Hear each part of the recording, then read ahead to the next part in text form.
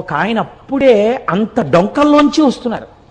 వస్తుంటే ఈయన గభాలను ఆపి వస్తున్నారా అని ఆయనతో ఏదో మాట్లాడారు. నేను తెల్లబోయిన సన్నివేశం మీకు చెప్తున్నాను. గోళ్ళు ఇలా తిరిగిపోయి ఉన్నాయి. అంటే ఎన్నేళ్ల నుంచి జరుగుతోందో ఆ తపస్సు అయింది. ఆయన బహుశా మాకు దర్శనం ఇవ్వడానికే కిందకొచ్చి ఉండి ఉండవచ్చు. మీకు నేను ఒక పరమ సత్యాన్ని ఇవాళ చెప్తున్నాను, మీరు నన్ను నమ్మండి, నేను అబద్ధం చెప్పట్లేదు. ఆయన నన్ను అడిగారు, పక్కకి తీసుకెళ్లి గిరి ప్రదక్షిణం చేస్తుంటే మీకు రమణులు అంటే ఎందుకు ఇంత ఇష్టం అని అడిగారు.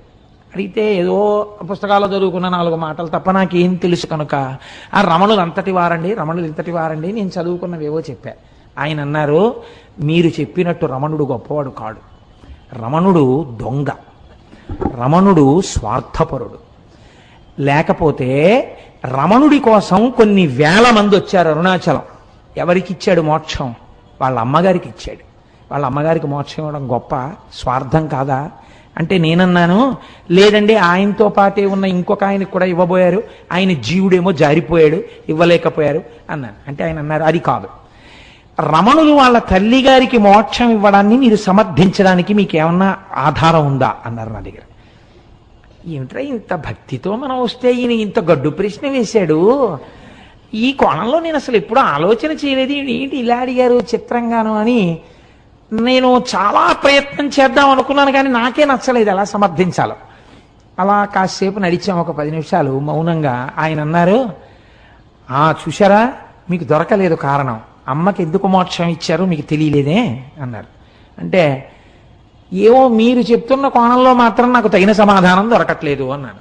అంటూ నేను అన్నాను అలా ఆయనతో వెడుతూ, ఒకానొకప్పుడు 1950లో ఆయన శరీరం విడిచిపెట్టక ముందు ఇలా తిరుగుతున్నప్పుడు ఆయనతో పాటు వెళ్ళిన వాళ్ళు ధన్యులు, వాళ్ళు ఎంత గొప్పగా ఆయనతో పాటు కలిసి వెళ్ళుంటారో, ఆయన కొండ దిగుతున్నప్పుడు చూస్తూ ఉండుంటారో అన్నాను. అలా మీకు చూడాలనుందా అన్నారు ఆయన. ఇది రెండో ప్రశ్న. అంటే నాకు ఈ ప్రశ్నకి కించిత్ కోపం వచ్చింది. నేను అన్నాను, అలా చూడాలంటే జరుగుతుందా అండి, ఇప్పుడు కనపడతారా రమణులు, ఆ ప్రశ్న ఏమిటి అన్నాను. ఆయన నవ్వారు. అంతే, మా మధ్య అంతే సంభాషణ జరిగింది. మేము వెళ్ళిపోయి మర్నాడు నేను వచ్చేస్తున్నాను రమణాశ్రమం నుంచి, బయలుదేరిపోతున్నాను, చెన్నై వెళ్ళిపోవాలి, బస్సులు ఎక్కే హడావిడిలో ఉన్నాం. ఆయన మళ్ళీ ఠంగులు కనపడ్డారు. కనపడి ఓ చేతి సంచి ఒకటి ఇస్తూ ఉంటారు రమణాశ్రమంలో పుస్తకాలు కొనుక్కున్నప్పుడు. ఆయన ప్రత్యేకం ఓ పుస్తకం ఒక క్యాసెట్ తెచ్చి, ఇవి నేను మీకు బహూకరిస్తున్నాను కోటేశ్వరారు అని ఇచ్చారు. ఎంత ప్రేమమూర్తో. నేను ఆ తర్వాత వారిని చూడలేదు, రమణాశ్రమానికి వెళ్ళిన ఆయన పేరు అవి ఇచ్చారు కూడా, కానీ మాకు కనపడలేదు. ఆ తర్వాత ఇన్ని మార్లు వెళ్ళాను, నాకు వారు కనపడలేదు. నేను ఇంటికి వచ్చి యథాలాపంగా పెట్లోంచి పుస్తకాలన్నీ కొనుక్కున్నవి తీసి అక్కడ పెట్టేసి వెళ్ళిపోబోతూ ఇలా గాలికి ఎగురుతుంటే ఒక పేజీ, ఆ పేజీ మీద చెయ్యేసి ఇలా చూశాను, రమణులు తల్లికే మోక్షం ఎందుకు ఇయ్యవలేను అని ఉంది దాని మీద. నేను తెల్లబోయి ఇదే కదా మన నేను అడిగారు అని చెప్పి నేను అది చదివాను. చదివితే రమణుల యొక్క తల్లి వృద్ధాప్యంలో ఆవిడ యొక్క కుమార్తె, అమ్మా నాతో చెన్నై వచ్చేయమ్మా, వీడి దగ్గర ఉంటే ఏం చూస్తాడు, నువ్వు నాతో వచ్చేస్తే ఇంకెంతో కాలం ఉండవు కదా, జాగ్రత్తగా చూస్తావంటే అమ్మగారు అన్నారు, మీతో వస్తే ఏం చేస్తారు, ఓ పరుపు మీద పడుకోబెడతారు, జాగ్రత్తగా చూస్తారు. నా ప్రాణోత్క్రమణం అయితే ఏం చేస్తారు, కొన్ని కోట్ల జన్మల నుంచి ఏం చేశారో అదే చేస్తారు. మీరు నన్ను తీసుకెళ్లి దహిస్తారు. వీడి దగ్గర ఉంటే ఏమవుతుంది, పోయే ప్రాణం ఎలాగో పోతుంది. వీడు జనన మరణములకు అతీతుడు నా కొడుకు, వాడు జ్ఞాని. కాబట్టి వాడు నేను చచ్చిపోయిన తర్వాత నా శరీరాన్ని తన 2 చేతులతో పైకెత్తుతాడు. మీ దగ్గర ఉంటే వాడు ఎత్తాడు, వాడు రాడు తిరువణ్ణామలై వదిలి, వాడు పైకెత్తి వాడు కాల్చడు. ఈ శరీరాన్ని పట్టుకెళ్ళి పక్షులు తింటాయని రక్కసిముళ్ళని ఇంతంతుంటాయి అరుణాచలం కొండ మీద, రక్కసిముళ్ళ పొదలలోకి విసిరేస్తాడు. వాడి చేతులతో పట్టి పైకెత్తాడు కాబట్టి నాకు మళ్ళీ ఇంకొకసారి పడిపోవలసిన అవసరం లేని స్థితిని కలుగుతుంది, కాబట్టి వీడి దగ్గర పోతానన్నారు. ఈ మాట తల్లి అన్నందుకు కొన్ని కోట్ల జన్మలు అనుభవించవలసిన పాపపుణ్యములను ఆఖరి రోజున తీసేసి మోక్షం ఇచ్చేశారు. ఇందుకు ఇచ్చారు మోక్షం తప్ప స్వార్థంతో ఇయ్యలేదు అని రాసుంది. అమ్మ బాబోయ్, ఆనాడు అడిగిన ప్రశ్నకి ఆయన ఇచ్చిన పుస్తకంలో ఎగిరిన పేజీలో జవాబుంది అని నేను తెల్లబోయాను. నిజంగా క్యాసెట్ పెట్టాను. ఆ క్యాసెట్ ఏమిటో తెలుసా అండి, రమణులు కొండ మించి దిగుతున్నట్టు, ఎక్కడో ఒక అరుగు మీద కూర్చుంటున్నట్టు, అందరితో మాట్లాడుతున్నట్టు, బాగా వృద్ధులైపోయిన తర్వాత ఇలా చేతులు వేసి వెడుతున్నట్టు, ఆఖరణ వారి శరీరం విడిచిపెట్టేసినప్పుడు అందరూ ఒక్కసారి లేచి నిలబడినట్టు ఉన్న క్యాసెట్. చిత్రం ఏంటంటే, నా స్నేహితుడు ఒకడు ఉన్నాడు, అతను ఎప్పుడు పెడతాడు అరుణాచలం. అతని దగ్గర కూడా లేని ఆ క్యాసెట్ ఆ రోజుల్లో నాకు ఎలా వచ్చిందో నాకే తెలియదు. నేను ఆ రోజుల్లో ఆ క్యాసెట్ని, అది నా దగ్గర లేదు అని అతను నాకు చెప్తే నేను తెల్లబోయి, ఇది నాకు బహుశः భగవానులే అనుగ్రహించుంటారు, ఇది స్వార్థంతో నేను ఒక్కడినే అనుభవించకూడదని మా ఇంట్లో కలర్ టీవీ పెట్టి రమణుల జన్మదినోత్సవం నాడు ఎందరినో పిలిచి బ్యాచ్లుగా చూపిస్తే ఒక మహాతల్లి నాకు సలహా ఇచ్చారు, ఇలా మీ ఇంట్లో ఎన్ని బ్యాచ్లకి పెడతారండి, చిన్న అపార్ట్మెంట్లో శివాలయానికి తీసుకొచ్చి క్యాసెట్ వేయండి అన్నారు. అంటే టీవీ అప్పట్లో ఇవే డివిడీ లేవు, వీసీఆర్లే. వీసీఆర్ పట్టుకుని వెళ్ళి వెంకటనగర్ శివాలయంలో ఆ క్యాసెట్ ని నేను ప్లే చేసి కొన్ని వందల మంది చూసి సంతోషించారు. బహుశా మీరు చూశారేమోనమ్మా. అన్నీ అరుణాచల అనుబంధంలో రమణులే అనుగ్రహించారు కనుక ఆ అరుణాచలం అంత గొప్ప అరుణాచలం. కాబట్టి చూడండి, నేను మీకు ఎందుకు విజ్ఞాపన చేశాను అంటే, ఆ కొండ సామాన్యమైన కొండ కాదు. శివుడు అక్కడ స్థూల రూపంలో ఉన్నాడు, కొండగా ఉన్నాడు. అరుణాచలేశ్వరుడి దేవాలయమునందు శివలింగముగా ఉన్నాడు.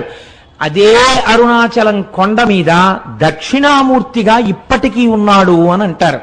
ఎందుచేతనంటే, రమణ మహర్షి యొక్క శిష్యులు కొంతమంది అరుణాచలం కొండ శిఖరాల మీద కూర్చుని ఉండగా వారికి పాదుకలతో నడిచి వెళ్ళిపోతున్నటువంటి చప్పుళ్ళు వినపడ్డాయి.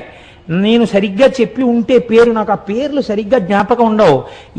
చాడ్విక్ అనుకుంటాను, రమణుల శిష్యుల్లో ఒక ఆవిడ. ఆ చాడ్విక్ అన్న ఆవిడ ఒకసారి అరుణాచల శిఖరం మీద కూర్చుని ఒక ప్రదోష వేళలో ఆవిడేదో సంగీతంలో ఉండేటటువంటి రాగముల గురించి ఆలోచన చేస్తూ పాడుకుంటున్నారు. అపురూపమైనటువంటి రాగాలు కొన్ని ఆ అరుణాచలం కొండల్లోంచి వినపడ్డాయి.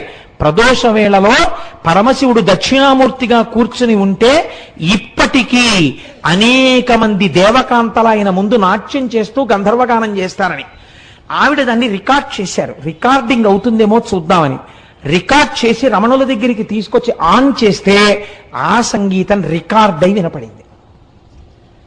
అరుణాచలం అంత పరమపావనమైన క్షేత్రం. ఇప్పటికీ దక్షిణామూర్తిగా పరమశివుడు దాని యందు కూర్చుని ఉన్నాడు అని పెద్దలు విశ్వసిస్తారు.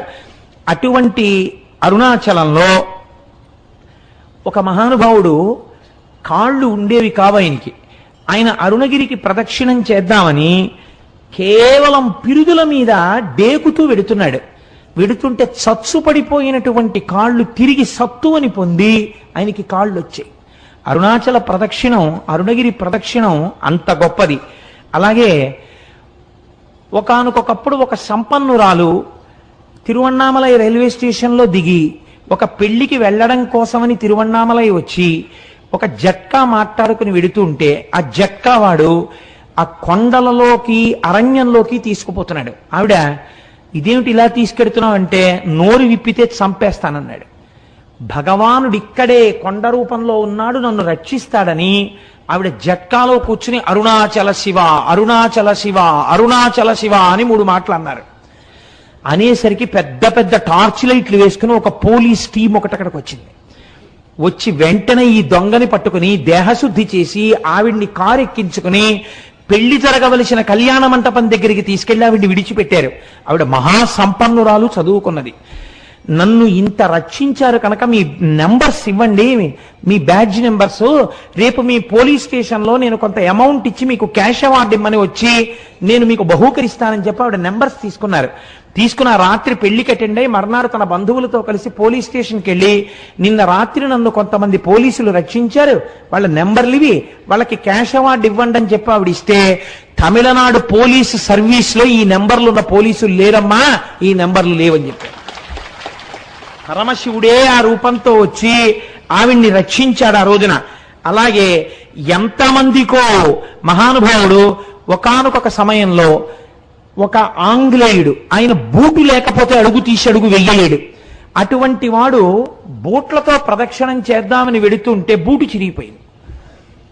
కటిక చీకటి, బూటు కుట్టేవాడు లేడు. కుట్టేవాడు లేక నేను ఎలా రక్షింపబడతానని భగవాన్ రమణులు చెప్తుంటారు. అరుణాచల ఈశ్వరుడే కాపాడుతుంటాడని అరుణాచల శివ అరుణాచల శివ అరుణాచల శివ అంటూ నించున్నారు. ఎక్కడి నుంచి వచ్చాడో అంతలో చెప్పులు కుట్టేవాడు వచ్చి, అయ్యా మీ బూటు కుట్టనా అండి అని కుట్టేసి ఆయన అలా ఉండిపోయాడు. అంతే, ఆ అరణ్యంలోంచి అరుణాచలంలోకి వెళ్ళిపోయాడు. ఆయన బూట్లు కుట్టి వెళ్ళాడు, ఆ బూట్లతో ఆయన గిరి ప్రదక్షిణం చేశాడు. ఇలా ఎంతమందో ఎన్ని రకాలుగానో ఆ అరుణాచల గిరి ప్రదక్షిణంలో అనుభూతులను పొందారు. నేనైతే మీకు ఒకటి మనవి చేస్తాను. ఇప్పటికీ అరుణాచలంలో మనకు ఒక ఆశ్చర్యమైన సంఘటన కనపడుతుంది. మీకు ఏ దేవాలయంలో ఎవ్వరూ కూడా 5 పైసలు ఇయ్యండి అని అడగారు. నాకు ఇప్పటికీ చాలా ఆశ్చర్యంగా ఉంటుంది. 150 మంది వెళ్ళామనుకోండి, సాధారణంగా వాళ్ళు ఏమనుకుంటారు, 150 మంది వచ్చారు మీ గోత్రనామాలు చెప్పండి అనాలి. వాళ్ళు అనరు. వాళ్ళు మీరు పళ్ళెల్లో ఏం వేస్తారని అడగారు.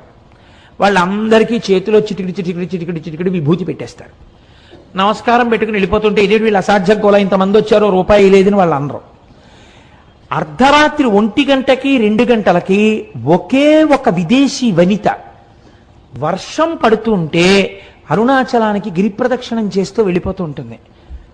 ఎవరండి? హిందూ మతస్థులు కారు, విదేశాల నుంచి వచ్చినటువంటి ఎందరో వనితలు, నిండు యవ్వనంలో ఉన్న వాళ్ళు వర్షధారలలో తడిసిపోయిన బట్టలతో ఒక్కరే గిరి ప్రదక్షిణం చేస్తుంటారు. వాళ్ళని చెనకిన వారు కానీ, వాళ్ళ వెనక పడ్డవారు కానీ, వాళ్ళతో పరిహాసమాడిన వాళ్ళు కానీ మీకు గిరి ప్రదక్షిణంలో కనపడరు. నేను ఒకసారి చూసి తెల్లబోయాను. మీకు ఒక విచిత్రమైన విషయం చెప్పనండి. ఆ పిల్లవాడి తల్లిదండ్రులు కానీ వాళ్ళెవరూ నాకు ఇప్పుడు జ్ఞాపకంలో లేరు. నాకు ఒక 2 సంవత్సరాల క్రితం ఆ కుటుంబం వాళ్ళు నా దగ్గరికి తరచూ వస్తుండేవారు. నేను ఉపన్యాసాలు కాకినాడలో చెప్తుంటుంటే ఇంజనీరింగ్ చదువుకుంటున్న పిల్లవాడు అతను, అప్పుడు 2nd ఇయర్ చదువుతుండేవాడు. నేను తరచూ చంద్రశేఖర పరమాచార్య స్వామి వారి గురించి చెప్తుంటే అతను నా దగ్గరికి వచ్చి అడిగాడు, నేను మీ ఉపన్యాసాలు విని కించిత్ ప్రేరణ పొందానండి, నేను మీకు చంద్రశేఖర పరమాచార్య స్వామి వారిని గీసి ఇవ్వాలనుకుంటున్నాను, ఎటువంటి చంద్రశేఖరులు మీకు కావాలని అడిగాడు. నేను ఆ పిల్లవాడు అడిగినటువంటి ప్రశ్న విధానానికి ఆశ్చర్యపోయాను. అంటే నేను ఎలాంటి చంద్రశేఖర పరమాచార్య స్వామిని వారిని కోరితే అలాంటి పరమాచార్యుల వారిని గీయగలవా అన్నాను. గీస్తాను అన్నాడు. నేను తెల్లబోయాను. పరమాచార్యుల వారి ఆచమనం చేసే విధానం చాలా ఆశ్చర్యంగా ఉంటుంది. 2 మోకాళ్ళు ఇలా పెట్టి 2 మోచేతులు మోకాళ్ళ మధ్యలో పెట్టి కమండలం కింద పెట్టి ఆచమనం చేస్తారు. ఏది అలాంటి బొమ్మ గీయన్నాను. మీరు నమ్ముతారా? అతను ఒక వైట్ కార్డు బోర్డు మీద పెన్సిల్తో చక్ చక్ చక్ చక్ చక్ చక్ గీసాడు. అది గీసేసి నాకు బహూకరించాడు, పేరు రాసి. నేను తెల్లబోయి అది ఫోటో కట్టించుకుని ఇంట్లో పెట్టుకుంటే ఇప్పుడు సుబ్రహ్మణ్యోత్సవాలకి రాబోతున్నటువంటి స్వరూపానందేంద్ర సరస్వతి స్వామి వారు భిక్షకి మా ఇంటికి వచ్చారు. ఆయన వస్తూనే తిన్నగా ఫోటో దగ్గరికి వెళ్ళిది ఎక్కడిది నీకని అడిగారు. అడిగితే నాకు ఒక ఇంజనీరింగ్ స్టూడెంట్ గీశాడండి అన్నాను. నువ్వు ఏం అనుకోకపోతే ఇది నాకు ఇచ్చేయగలవా అని అడిగారు. తప్పకుండా తీసుకోండి స్వామి అన్నాను. ఆయన వెంటనే తీసుకుని కళ్ళకద్దుకుని తన పరివారానికి ఇచ్చి ఇది మన పీఠానికి చేర్చండి అని ఇచ్చారు. ఆ పిల్లవాడు అరుణాచలం వెళ్ళి నాకు ఫోన్ చేశాడు, నేను అరుణాచలం వచ్చానండి గిరి ప్రదక్షిణం చేయడానికి కోటేశ్వరారు, ప్రారంభం చేస్తున్నానండి అని. ఆ తర్వాత ఒక 4 రోజులు పోయిన తర్వాత నా దగ్గరికి ప్రసాదం పట్టుకుని వచ్చాడు. అతను ఎప్పుడు వెళ్ళాడు గిరి ప్రదక్షిణానికి? మంచి రోహిణీ కార్తెలో వెళ్ళాడు.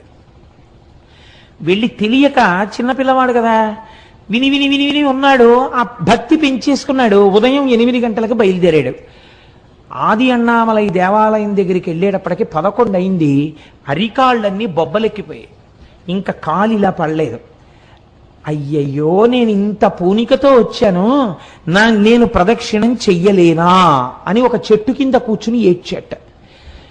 ఆ ఏడవడమే క్షణం ఆకాశం అంతా మేఘాలు పట్టి వర్షం ధారల కింద పడిపోయి చల్లబడిపోతే అతను గిరి ప్రదక్షిణం చేసి నాకు అరుణాచలం నుంచే ఫోన్ చేశాడు. నేను ఇటువంటి అనుభూతిని పొందాను కోటేశ్వరారు, ప్రసాదం పట్టుకుని మీ ఇంటికి వస్తున్నానని నాకు పట్టుకొచ్చి ప్రసాదం ఇచ్చాడు. తరచూ నా దగ్గరికి వస్తుండేవాడు ఆ కుర్రవాడు.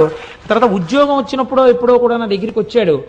నా దగ్గరికి కొంచెం నేను కొంచెం వచ్చేవాళ్ళని ఎందుకు అనాలి, నాకే జ్ఞాపక శక్తి తక్కువ, గుర్తుండదు. ఇప్పుడు పాపం ఎక్కడికి వెళ్తున్నానని చెప్పాడో, ఎక్కడ ఉద్యోగానికి వెళ్ళాడో, కానీ ఆ పిల్లవాడి ఈ పరమ పవిత్రమైన ఉపన్యాసంలో స్మరింపబడడం చేత అతని జీవితం ఈశ్వరుడి చేత చక్కగా రక్షింపబడుతుంది. కాబట్టి నాకే ఎన్ని అనుభూతులు ఉన్నాయో అరుణాచల క్షేత్రంతో, తెలిసి తెలియని నేను 4 మాటలు చెప్తే నమ్మి వెళ్ళిన వాళ్ళు భక్తి వలన ఎన్ని అనుభవించారో అరుణాచల క్షేత్రంలో. కాబట్టి ఆ అరుణాచలం కొండయందు నమ్మకం పెట్టుకొని ఆ అరుణాచలం వెళ్ళి మీరు ఆ కొండల కింద చూస్తుంటే ఎన్ని తీర్థాలు కనపడతాయో, ఎన్ని చెరువులు కనపడతాయో.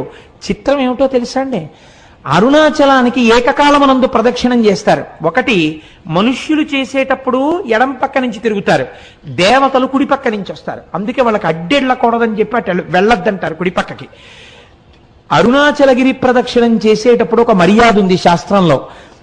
మనంతట మనం తగిలించుకోవడం కాదు, నిజంగా బాగా భక్తులని రుజువేమి అంటే, ఎవరైనా గిరి ప్రదక్షిణం చేసేటటువంటి సమయంలో ఒకవేళ వాళ్ళ యొక్క కాలు కానీ వేలు కానీ తెగి నెత్తురు ధారలై కారితే వేరొకరికి ఆ రక్తధారని ఆపే అధికారము లేదు.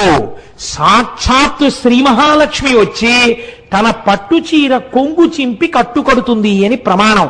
ఇది ఎంత నిజమో మీకు చెప్పనండి. నేను ముత్యాల సత్యనారాయణ ఇక్కడే ఉన్నాడు, మాతో హరిప్రసాద్ గారని డిప్యూటీ మేనేజర్ క్వాలిటీ కంట్రోల్ చేశారు మాకు. ఇవాళ పొద్దున్న కూడా వారు నాకు ఫంక్షన్లో కనబడ్డారు. ఆయన మొదటిసారి అరుణాచలం వచ్చారు భార్యతో, గిరి ప్రదక్షిణం చేస్తున్నారు. ఇలా గుళ్ళోకి వెళ్ళి బయటికి వస్తున్నారు ప్రదక్షిణం చేస్తూ. అసలు అంత దెబ్బ తగిలే అవకాశం లేదండి. ఆవిడ కాలు వేలు తెగిపోయి నెత్తురు కారింది, పెద్ద మడుగు కట్టింది, అంత రక్తం కారిపోయింది. అడిగిపోయాడు మా సత్యనారాయణ.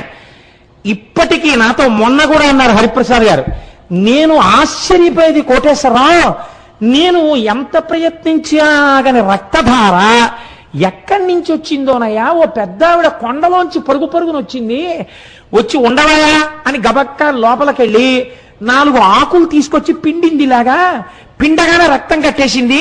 ఆవిడ కొంగు చింపి కట్టు కట్టిందయా. ఎంత ఆశ్చర్యం. డాక్టర్ దగ్గరికి తీసుకెళ్తే ఏ కలేరు తగ్గిపోతుందని కుట్లేసాడు, తగ్గిపోయింది. ఎంత చిత్రం అన్నారు. అయ్యా మీరు ఎంత భాగ్యవంతులండి, మీ ఆవిడ ఎంత పుణ్యం చేసుకున్నదో, ఎంత మంచి హృదయమో. కాకపోతే ఆవిడికి లక్ష్మీదేవే కట్టు కట్టిందండి. మీరు నమ్మండి, స్కంద పురాణం అలా చెప్పిందని చెప్పాను నేను. ఏం సత్యనారాయణ నిజమా కదా? లేచి నిలబడి చెప్పు, లేకపోతే నేను అబద్ధం చెప్పాను అనుకుంటారు. నిజమా కాదా? కూర్చో. అంటే ఏమిటి, నువ్వు వెళ్ళిన ఈ పాటికే నీకు ఇన్ని అనుభవాలు ఉన్నాయని మీరు అనుకుంటారేమో అని నా భయం. ఇవన్నీ నేనేదో చెప్పేస్తున్నాడు, ఏదో చెప్పమన్నాం కదా అని వీడు చాలా చెప్పేస్తున్నాడు రో, ఇంకా నమ్మచ్చా నమ్మకూడదా అనుకుంటారేమో నా భయం. అందుకని సాక్ష్యాలు ప్రవేశపెట్టాను. కాబట్టి అరుణాచలం అరుణాచలమే, దాని పేరే అరుణాచలము. అచలము అంటే కదలని వాడు, కదలనిది అంటే జ్ఞానము. ఎప్పుడు తనలో తాను రవించేటటువంటి పరమేశ్వరుడు అచలుడై ఉంటాడు. అరుణము, అరుణము అంటే ఎర్రనిది, కారుణ్యమూర్తి, అపారమైన దయ కలిగినది అమ్మ. అమ్మ అయ్య కలిసినదే అరుణాచలము కొండ. కాదు కాదు, అరుణాచలంలో ఉన్నటువంటి శిలలను తీసుకెళ్లి అమెరికా సంయుక్త రాష్ట్రాల్లో ఉన్న శాస్త్రవేత్తలు అక్కడ ఉండే ప్రయోగశాలలో పరిశీలన చేశారు. చేస్తే వాళ్ళు అన్నారు, ఈ అరుణాచలం కొండ హిమాలయ పర్వతాల కన్నా ముందుది. ఇది ఎప్పుడు ఏర్పడిందో మేము చెప్పలేం. ఎందుకంటే అగ్నిహోత్రములో తప్తమై ఘనీభవించిన మొదటి రాళ్లే అరుణాచలం కొండ అని వాళ్ళు నిర్ధారణ చేశారు. మేము చెప్పలేం దీని కాలం అని. మన పురాణం ఏమని చెప్పిందో తెలుసండి, స్కాందం. ఈ అరుణాచలం కొండ కృతయుగంలో ఇది మట్టిగా లేదు, ఒక పెద్ద జ్యోతి ఇక్కడ ప్రకాశిస్తూ ఉండేది. ఆ జ్యోతికే ప్రదక్షిణం చేసేవారు ఆ రోజుల్లో. ఉపాసనా బలం అలా ఉండేది. కాబట్టి రాను రాను రాను రాను ఉపాసనా బలం తగ్గిపోయి శరీరములు ఆ శక్తిని తట్టుకోలేని స్థితి వస్తే ఒక్కొక్క యుగంలో ఆ కొండ ఒక్కొక్క రూపుని మార్చింది. ఆ కొండ త్రేతాయుగంలో బంగారు పర్వతమైనది. బంగారు పర్వతానికి ప్రదక్షిణం చేసేవారు. ద్వాపరయుగం వచ్చేసరికి ఆ కొండ రాగి పర్వతమైనది. కలియుగం వచ్చేసరికి అది శిలారూపమును దాల్చినది.